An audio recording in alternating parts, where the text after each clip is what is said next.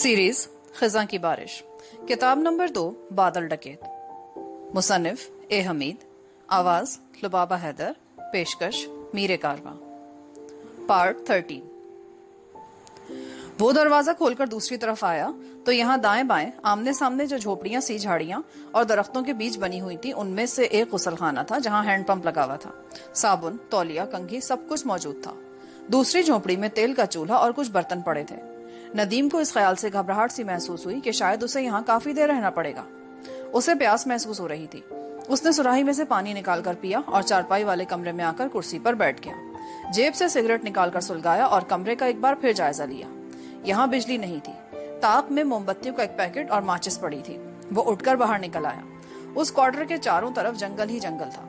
रात को यहाँ कोई शेर चीता आ गया तो क्या होगा? हर तरफ गहरी खामोशी छा रही थी। उस खामोशी में कभी कभी किसी परिंदे के बोलने की आवाज थोड़ी देर के लिए बुलंद होकर खामोश हो जाती थी। नदीम को ऐसे महसूस हुआ जैसे उसे कैद तन्हाई में डाल दिया गया है, लेकिन हालात कुछ ऐसा रुख इख्तियार कर चुके थे कि ये कैद तन्हाई कबूल करने के सिवा और कोई चारा नहीं था। सूरज गुरूब होना शुरू हुआ तो नदीम को जीप के इंजन की आवाज सुनाई दी। वो क्वार्टर से बाहर निकल आया। वही कैनविस के फ्रेम वाली जीप सामने वाले दरख्तों में आकर खड़ी हो गई। जब्बार सेठ खुद उसे चला रहा था। वो नीचे उतर आया। पीछे की तरफ जाके उसने एक बड़ा थैला बाहर निकाल कर पकड़ा और नदीम के करीब आकर बोला, जीप की आवाज पर तुम्हें इस तरह बाहर नहीं निकलना चाहिए था। अगर मेरी जगह पुलिस की जीप होती तो तुम क्या करते? वो अपने साथ नदीम के लिए खाना लेकर आया था और चाय की भरी हुई थर्मोस और कुछ फल भी। नदीम के आगे वो खाना खोलकर कहने लगा, मेरे मुखबिरों ने मुझे खबर दी है कि दिल्ली से पुलिस की एक गार्ड कलकत्ते पहुंच गई है, जिसमें सीआईडी के 3 तजुर्बेकार इंस्पेक्टर भी शामिल हैं। दूसरी बात ये कि तुम्हारी तस्वीरें कलकत्ता सिटी के तमाम थानों में पहुंचा दी गई हैं और सोनागाची में लक्खी बाई के कोठे और दरिया हगली वाली उस पुरानी कोठी के गिर्द भी सीआईडी वालों की नफरी में इजाफा कर दिया गया है। नदीम खामोशी से खाना खाता रहा। अब ये बातें उसके लिए रोजमर्रा का मामूल सा बनकर रह गई थी।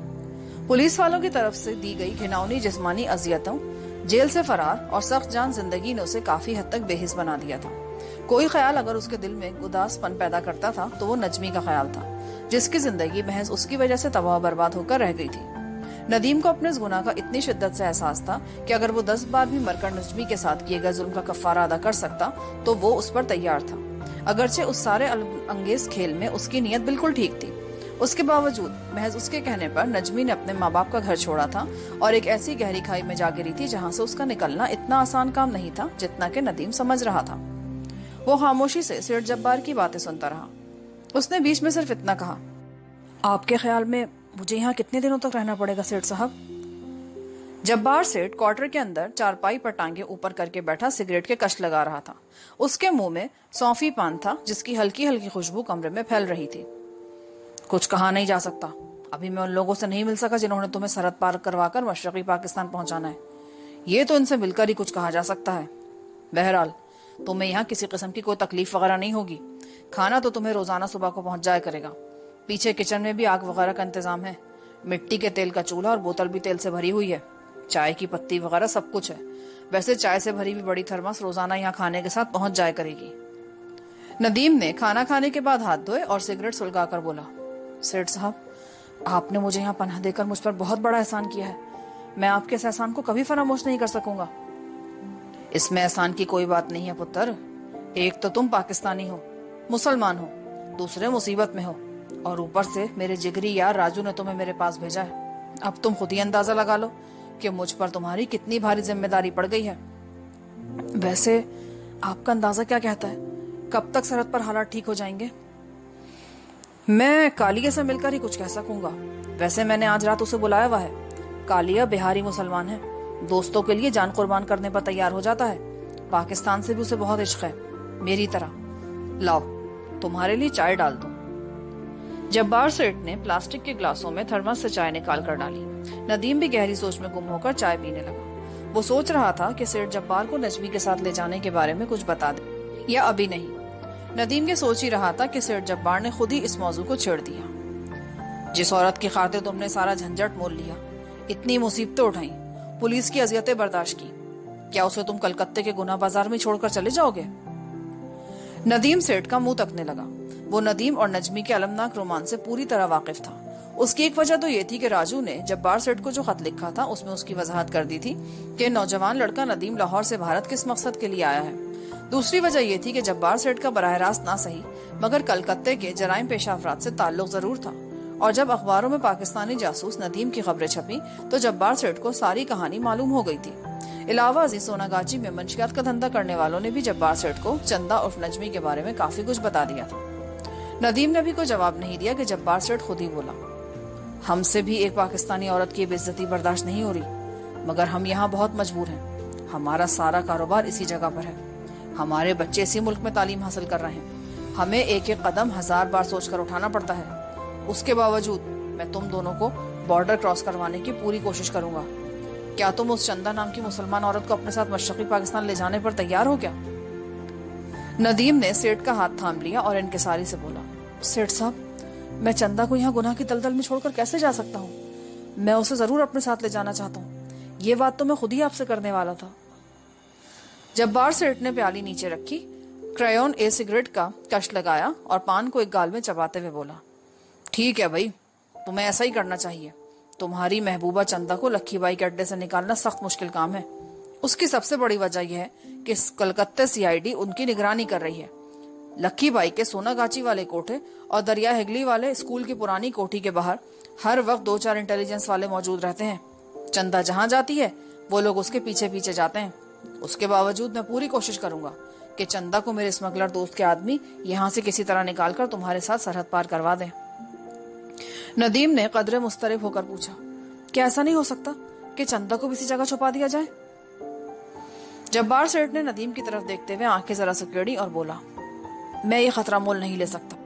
کبھی میں اس قسم کے خطروں میں کود جایا کرتا تھا، لیکن جب سے میرے بچے جوان ہوئے ہیں میں ایسا نہیں کرتا۔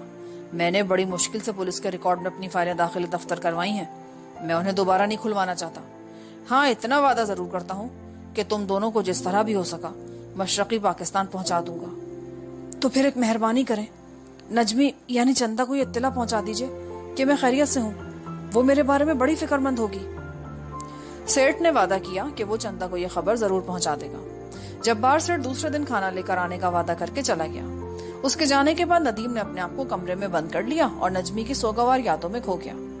نجمی نے اب ہفتے کی شام کو لکھی بائی کے اشارے پر سوناگاچی والی بیٹھک میں مجرا شروع کر دیا تھا، مگر وہ پہلے جیسی نجمی نہیں رہی تھی۔ اب وہ ایک تجربے کار، نڈر اور بے باک طوائف بن چکی تھی، جس کے سینے میں ہر وقت ان لوگوں سے بھیانک انتقام لینے کی آگ سلگتی رہتی تھی جنہوں نے اس کے ساتھ بے ایمانہ اور اخلاق سوز سلوک کیا تھا۔ ان میں موجمدار سر فہرست تھا۔ اس کے بعد خضرپور جیٹی کے کوارٹر والے روپا اور کالی بدماش تھے جنہوں نے لکھی بائی کے کہنے پر نجمی کے ذہن میں مسلسل 3 دن تک غلیظ گالیوں کا زہر گھولا تھا۔ اسی فہرست میں لکھی بائی کا نام بھی شامل تھا، جو بھولی بھالی لڑکیوں کو خرید کر انہیں طوائف بنا دیتی تھی۔ نجمی کسی موقع کے انتظار میں تھی۔ ابھی تک اسے خود بھی معلوم نہیں تھا کہ یہ موقع کس قسم کا ہوگا اور وہ ان تمام بدماشوں اور انسانیت کے قاتلوں سے ایک ساتھ کیسے بدلہ لے سکے گی۔ جب پولیس انسپکٹر مانجریکر نے اسے حوالات سے رہا کر دیا اور نجمی واپس لکھی بائی کے پاس آ گئی تو نجمی کو اس دن سے ندیم کی فکر لگ گئی تھی کہ خدا جانے جیل میں اس کے ساتھ پولیس کس قسم کا وحشیانہ سلوک کر رہی ہوگی۔ پھر جب اس نے سنا کہ ندیم جیل سے فرار ہو گیا ہے تو اس نے اطمینان کا سانس لیا، لیکن اس کے ساتھ ہی اس پر یہ انکشاف بھی ہوا کہ انٹیلیجنس کے آدمی اس کی مسلسل نگرانی کرنے لگے ہیں۔ لکھی بائی تو چندہ سے پیچھا چھڑانا چاہتی تھی، وہ اسے کہیں نہ کہیں فروخت کرنے پر تیار ہو گئی تھی، لیکن انسپکٹر مانجریکر نے لکھی بائی کو سختی سے منع کر دیا اور کہا، چندہ کا تعلق پاکستانی جاسوسوں کے گروہ سے ہے، اسی گروہ کا سراغ لگانا چاہتے ہیں ہم، اس لیے ضروری ہے کہ چندہ تمہارے کوٹھے پر ہی رہے۔ ہمیں یقین ہے کہ ان پاکستانی جاسوسوں میں سے کوئی نہ کوئی اسے ملنے یہاں ضرور آئے گا، یا چندہ خود ان سے ملنے جائے گی، ہم اس کی برابر نگرانی کر رہے ہیں۔ لکھی بائی سر پکڑ کر رہ گئی تھی۔ اسے یہ بھی خطرہ تھا کہ واقعی اگر چندہ کا تعلق پاکستانی جاسوسوں کے کسی گروہ سے ہے تو کہیں لکھی بائی خود کسی مصیبت میں نہ پھنس جائے، لیکن وہ چندہ کو پولیس کی ہدایت کے مطابق اپنے پاس رکھنے پر مجبور تھی۔ اس نے اب اسے سوناگاچی والے کوٹھے پر بھی بھیجنا شروع کر دیا تھا، یہ بھی پولیس کے اشارے پر کیا گیا تھا۔ مانجریکر کو یقین تھا کہ کوئی نہ کوئی پاکستانی جاسوس کسی تماش بین کے بھیس میں چندہ کے پاس ضرور آئے گا۔ دوسری طرف جب جبار سیٹھ کے آدمی نے نجمی کو خفیہ طور پر یہ خبر پہنچائی کہ ندیم کلکتے میں ہی ہے اور خیریت سے ہے، تو نجمی کا دل ندیم سے ملنے کے لیے تڑپ اٹھا۔ جس آدمی نے اسے ندیم کے بارے میں بتایا تھا، نجمی نے اس سے کسی نہ کسی طرح یہ بھی معلوم کر لیا کہ ندیم کلکتے کے مشرقی جنگل میں کہاں چھپا ہوا ہے۔ اب محبت کے جوش میں آ کر نجمی نے یہ حماقت کی کہ ایک روز منہ اندھیرے دریا ہگلی والی پرانی کوٹھی سے نکل کر باہر سڑک پہ آ کر ٹیکسی پکڑی اور ندیم کی خفیہ کمینگاہ کی طرف روانہ ہو گئی۔ اسے معلوم ہی نہیں تھا کہ انٹیلیجنس کا ایک آدمی دوسری ٹیکسی میں اس کا تعاقب کر رہا ہے۔ نجمی نے چلتے وقت ایک چھوٹا سا پستول اپنی ساڑی میں اڑس لیا۔ چاقو اور پستول اب اس کے لیے کوئی انوکھی شے نہیں رہے تھے۔ وہ جس ماحول میں رہ رہی تھی وہاں دوسرے تیسرے دن چاقو اور پستول چلتے ہی رہتے تھے۔ دھومل بدماش نے خود نجمی کو کمانی دار چاقو کھولنا اور اس سے دشمن کے پیٹ میں نیچے سے اوپر وار کرنا اور پستول سے فائر کرنا سکھایا تھا تاکہ وقت آنے پر نجمی اپنا بچاؤ کر سکے۔ نجمی کو اس ٹریننگ کی ضرورت بھی تھی۔ وہ خود بھی چاقو اور پستول چلانا سیکھنا چاہتی تھی اور وہ اس میں کافی ماہر ہو گئی تھی، کیونکہ ایک نہ ایک دن اسے دھومل سمیت ان سب بدماشوں سے اپنی عزت کو تار تار کرنے کا انتقام لینا تھا۔ نجمی یہ بھی جانتی تھی کہ اس کی نگرانی ہو رہی ہے۔ وہ شہر میں جہاں بھی جاتی CID والا اس کے پیچھے لگا ہوتا تھا۔ جس وقت اسے ندیم کی خفیہ کمینگاہ کا سراغ ملا اور اس نے ندیم سے فوراً ملنے کا فیصلہ کیا تو وہ شدید جذباتی ہیجان میں تھی۔ وہ یہ بھول گئی تھی کہ انٹیلیجنس والے اس کا تعاقب کریں گے۔ جب وہ کوٹھی کے گیٹ پر آئی تو اسے احساس ہوا کہ وہ پولیس کی نگرانی میں ہے۔ واپس اپنے کمرے میں جا کر الماری میں سے چھوٹا جرمن پستول نکال کر اس نے اس کے میگزین کو چیک کیا، اسے ساڑی میں چھپایا اور کوٹھی سے نکل کر سڑک پر آ گئی۔ لکھی بائی نے آدھی رات تک سونا گاجی میں دوسری طوائفوں کے ساتھ ڈیوٹی دی تھی اور تماش بینوں سے نوٹ وصول کیے تھے، چنانچہ وہ اپنے کمرے میں گہری نیند سو رہی تھی۔ نجمی نے رات کو ہی یہ پروگرام بنا لیا تھا کہ وہ منہ اندھیرے ندیم سے ملنے اس کی خفیہ کمینگاہ کی طرف روانہ ہوگی۔ نجمی کلکتے کے چپے چپے سے واقف ہو چکی تھی۔ بنگلہ زبان وہ روانی سے بول لیتی تھی۔ بنگلہ کی مرطوب ہوا میں رہتے ہوئے اس کا رنگ جو لاہور میں گورا ہوا کرتا تھا سانولا ہو گیا تھا۔ ٹیکسی منہ اندھیرے جاگتی بیدار ہوتی فضا میں دریا ہگلی پر بنے ہوئے ہاوڑا برج کی طرف دوڑی چلی جا رہی تھی۔ یہ کیسے ہو سکتا تھا کہ انٹیلیجنس کا آدمی اس کا تعاقب نہ کرتا؟ یہ ایک ہندو تھا جس کا تعلق جبل پور کی پولیس انٹیلیجنس سے تھا، اگرچہ دبلا پتلا پکی عمر کا تھا مگر انتہائی زیرک اور تجربے کار تھا، اور جس کے پیچھے لگ جاتا تھا اسے کیفر کردار تک پہنچا کر ہی چھوڑتا تھا۔ اس کی ڈیوٹی آدھی رات کے بعد لکھی بائی کی دریا والی کوٹھی کے باہر شروع ہوتی تھی۔ وہ عام شہریوں کے لباس میں ملبوس کوٹھی سے چند قدموں کے فاصلے پر ایک جگہ جھاڑیوں میں چھپ کر بیٹھا تھا۔ رات کا پچھلا پہر بھی گزر گیا۔ منہ اندھیرے کا سما ہوا تو اس نے ایک ساڑھی پوش عورت کو کوٹھی کے گیٹ سے نکلتے دیکھا۔ CID والا چوکس ہو گیا اور غور سے کوٹھی کی طرف دیکھنے لگا۔ عورت کو اس نے پہچان لیا تھا۔ یہ چندہ طوائف یعنی نجمی تھی جس کی نگرانی پر اسے مامور کیا گیا تھا۔ چندہ کو اس نے گیٹ پر آ کر ایک پل کے لیے رکتے اور پھر واپس کوٹھی کے اندر جاتے دیکھا۔ CID والا نظریں جمائے وہیں بیٹھا رہا۔ چند لمحوں بعد چندہ یعنی نجمی دوبارہ نمودار ہوئی اور کوٹھی سے نکل کر درختوں کے نیچے سے ہوتی ہوئی بڑی سڑک پر آ گئی۔ CID والا ہندو بھی جھاڑیوں میں سے نکل آیا۔ ایک خاص فاصلہ رکھ کر اسے نجمی کا تعاقب کرنا شروع کر دیا۔ رات کو ایک ٹیکسی سڑک سے ہٹ کر درختوں کے نیچے ہر وقت موجود رہتی تھی۔ یہ ایک طرح سے پولیسی کی تحویل میں تھی تاکہ بوقت ضرورت ٹیکسی تلاش نہ کرنی پڑے۔ جب ہندو نے چندہ یعنی نجمی کو دیکھا کہ وہ سڑک پر آ کر کھڑی ہو گئی ہے اور کسی ٹیکسی وغیرہ کے انتظار میں ہے تو اچانک اس کے دل میں ایک اسکیم کا خیال آیا۔ اس وقت منہ اندھیرے کا وقت تھا اور دن کی روشنی پوری طرح نہیں پھیلی تھی۔ CID والا ہندو جھاڑیوں اور درختوں کے عقب سے تیز تیز چلتا ہوا سڑک کے پیچھے ان درختوں میں آ گیا جہاں پولیس کی حاصل کردہ ٹیکسی ہر وقت موجود رہا کرتی تھی۔ ٹیکسی ڈرائیور پچھلی سیٹ پر سو رہا تھا۔ ہندو CID والے نے اسے جگایا اور کہا کہ وہ اسی جگہ اس کا انتظار کرے۔ خود ٹیکسی میں بیٹھا اور ٹیکسی کو درختوں میں سے نکال کر سڑک پر لے آیا۔ ڈرائیور نیند میں تھا۔ ٹیکسی سے نکل کر وہیں درخت کے نیچے لیٹ گیا اور گہری نیند میں کھو گیا۔ انٹیلیجنس والا ہندو سپاہی سفید کپڑوں میں تھا اور اس نے اپنا آپ وہاں کسی کو نہیں دکھایا تھا۔ نجمی بھی اس کی شکل سے ناواقف تھی۔ سفید پوش سپاہی نے دیکھا کہ نجمی سڑک کے کنارے سیدھی چلی جا رہی ہے۔ اسے اپنے عقب میں گاڑی کی آواز سنائی دی تو رک کر پیچھے دیکھا اور ٹیکسی کو ہاتھ کے اشارے سے رکنے کا اشارہ کیا۔ سپاہی کو یہی چاہیے تھا۔ نجمی کے قریب جا کر اس نے ٹیکسی روکی اور یوں ہی ایک جمائی لے کر بنگلہ میں بولا، میں اڈے پر جا رہا ہوں، زیادہ دور نہیں جا سکوں گا۔ نجمی نے اسے ڈرائیور ہی سمجھا اور جلدی سے کہا، میری ماتا جی بہت بیمار ہے، ہاوڑا برج کے پار وہ رہتی ہے، تم مجھے وہاں پہنچا دو، میں تمہیں 100 روپیہ کرایہ دوں گی۔ سپاہی نے اداکاری کرتے ہوئے جیسے بادل ناخواستہ کہا، بیٹھ جاؤ، اب تم نے ماتا کی بیماری کا کہہ دیا تو میں کیا کروں، تمہیں تو پہنچانا ہی پڑے گا۔ نجمی ٹیکسی میں پیچھے بیٹھ گئی۔ اسے کچھ معلوم نہیں تھا کہ وہ جس آدمی کو ٹیکسی ڈرائیور سمجھ رہی ہے وہ اصل میں CID کا آدمی ہے۔ ٹیکسی خالی سڑک پر ہاوڑا برج کی طرف دوڑنے لگی۔ یہاں سے ہاوڑا برج زیادہ دور نہیں تھا۔ پہلے پہل دریا ہگلی پر بنا ہوا ہاوڑا برج کشتیوں سے تیار کیا گیا تھا، لیکن بعد میں کشتیوں کے پل کی جگہ لوہے کا ایک بڑا پل بنا دیا گیا۔ CID والا عام ٹیکسی ڈرائیوروں کی طرح خاموشی سے ٹیکسی چلا رہا تھا۔ हावड़ा ब्रिज पहुंचकर उसको ख्याल आया कि उससे बड़ी सख्त गलती हो गई। उसे चाहिए था कि वो टैक्सी के असली ड्राइवर को हिदायत कराता कि वो पुलिस स्टेशन जाकर खबर कर दे कि मैं दरिया हिगली वाली बड़ी सड़क पर चंदा का पीछा कर रहा हूँ, पर अब वो ऐसा नहीं कर सकता था। उस टैक्सी में वायरलेस का इंतजाम ही नहीं था। लेकिन सीआईडी वाला ये सोचकर खामोश रहा कि वो इस पाकिस्तानी जासूस के ठिकाने का पता चलाकर ही वापस आएगा जिससे चंदा मिलने के लिए जा रही है। उसे यकीन था कि चंदा मुंह अंधेरे में जो इस तरह कोठी से निकली है तो यकीनी तौर पर पाकिस्तानी जासूसों के गैंग के किसी जासूस से मिलने जा रही है। टैक्सी ने दरिया हिगली का हावड़ा ब्रिज पार किया तो सीआईडी वाले ने पीछे देखे बगैर चंदा से पूछा, अब किधर चलना है जी? इस दौरान नजमी बार बार पीछे देखती रही थी। उसे बड़ी तसल्ली थी कि कोई सीआईडी वाला उसका ताक़ुब नहीं कर रहा, कोई गाड़ी उसके अक़ब में पीछा करती नहीं आ रही थी। उसे क्या खबर थी कि जिस इंटेलिजेंस वाले से वो बचकर निकली है वही उस टैक्सी को चला रहा है। नजमी ने सेठ जब्बार के आदमी से नदीम के कमीनगाह के रास्ते की एक एक तफसील मालूम कर ली थी। ये मालूमात हासिल करने के लिए नजमी को रिश्वत देनी पड़ी थी। वो ये भी नहीं चाहती थी कि टैक्सी ड्राइवर दूर तक उसके साथ जाए। उसने सोच रखा था कि टैक्सी कहाँ छोड़ देनी होगी। उसने दाएं जानिब एक छोटी सड़क की तरफ इशारा करते हुए कहा, उस तरफ चलो, चमनबाड़ी की तरफ। सीआईडी वाले ने चमनबाड़ी को जाने वाली सड़क पर गाड़ी डाल दी। अब मशरकी आसमान पर तुलू होते सूरज की गुलाबी रोशनी फैल रही थी। टैक्सी बहुत जल्द खेत खलियानों को पीछे छोड़ निस्बतन वीरान से इलाके में आई और कारखानों की ऊंची ऊंची चिमनियां पीछे रह गईं। सीआईडी वाला सोच रहा था कि चंदा जरूर जासूसों के खुफिया अड्डे की तरफ जा रही है। जब एक जगह सड़क का मोड़ आया तो नजमी ने गाड़ी रुकवा दी। पर्स में से 100 रुपए का नोट निकालकर टैक्सी वाले को दिया और जल्दी से दरवाजा खोलकर बोली, बस यहाँ से माता जी का मकान करीब ही है, तुम्हारा धन्यवाद। टैक्सी ड्राइवर ने बनावटी जमाई लेकर कहा, मेरी तरफ से माता जी का हाल पूछ लेना बहना। नजमी सड़क से उतरकर दरख्तों में आ गई और एक तरफ तेज तेज चलने लगी। यहाँ ताड़, नारियल और सुम्बुल के दरख्तों का घना सिलसिला दूर तक चला गया था। सुम्बुल के दरख्त इतने घने थे कि उनके नीचे धूप बड़ी मुश्किल से पहुंच पा रही थी। यहाँ चारों तरफ घनी ठंडी ठंडी छांव थी। नजमी को मालूम था कि इन दरख्तों के पार नारियलों का एक अनजान बाग आएगा।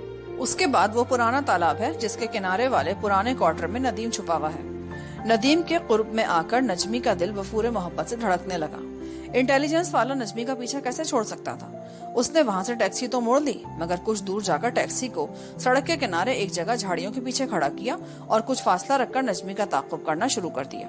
नजमी ने साड़ी का पल्लू अपनी कमर के गिर्द लपेट लिया था। उसके पाँव में चप्पल थी। वो झाड़ियों और खुश्क घास में से गुजरती सुम्बुल और ताड़ के दरख्तों में से निकलकर नारियलों के गुंजान बाग में आ गई। नारियल के दरख्तों का एक सिलसिला था जो दूर तक चला गया था। जमीन पर कई जगह नारियल गिरे पड़े थे। यहाँ सूरज की तिरछी किरणें पड़ रही थी। नदीम के करीब होने के एहसास से नजमी के अंदर एक नई ताकत आ गई थी।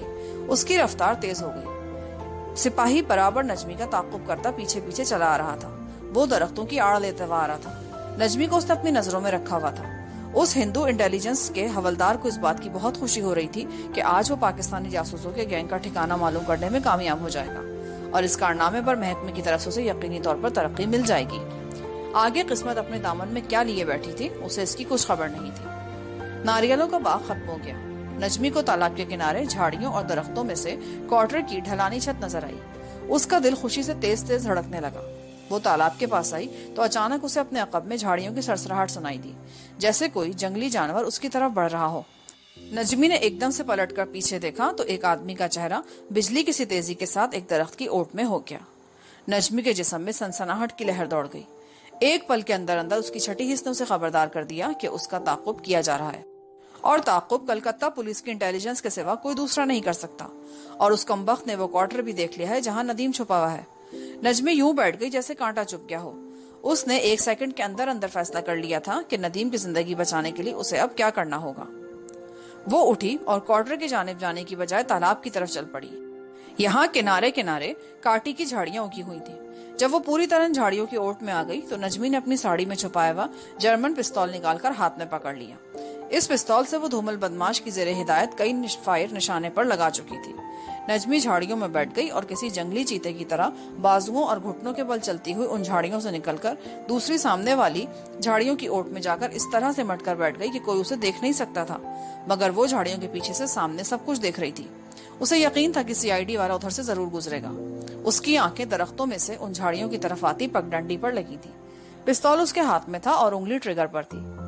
नजमी सबसे पहले इस बात की तसल्ली करना चाहती थी कि जिस आदमी को उसने अपने पीछे आते देखा था और जिसने जल्दी से खुद को दरख्त के अकब में छुपाया था, क्या वो वाकई इंटेलिजेंस का ही आदमी है और उसके ताक़ुब में लगा हुआ है, या कोई चोर उचक्का बदमाश किस्म का आदमी है जो औरत को जंगल में अकेली देखकर उसे अगवा करना चाहता है। नजमी बड़े गौर से आंखें खोले तालाब की तरफ आती पगडंडी को तक रही थी। अचानक उसे एक आदमी झुका झुका दरख्तों की ओट से निकलकर तालाब की तरफ बढ़ता नजर आया। नजमी को ऐसे लगा जैसे इस आदमी को उसने पहले भी कहीं देखा है। जब वो चंद कदम मजीद आगे आ गया तो नजमी का सारा बदन खौफ से एक लम्हे के लिए सर्द हो गया। ये वही टैक्सी ड्राइवर था जो उसे लेकर इस जंगल तक आया था। तो क्या ये इंटेलिजेंस का आदमी हो सकता है? इसमें क्या शुबा है भला, नजमी ने सोचा। यहाँ पर पार्ट 13 का इख्तिताम होता है। आगे कहानी सुनने के लिए पार्ट 14 समाअत फरमाएं।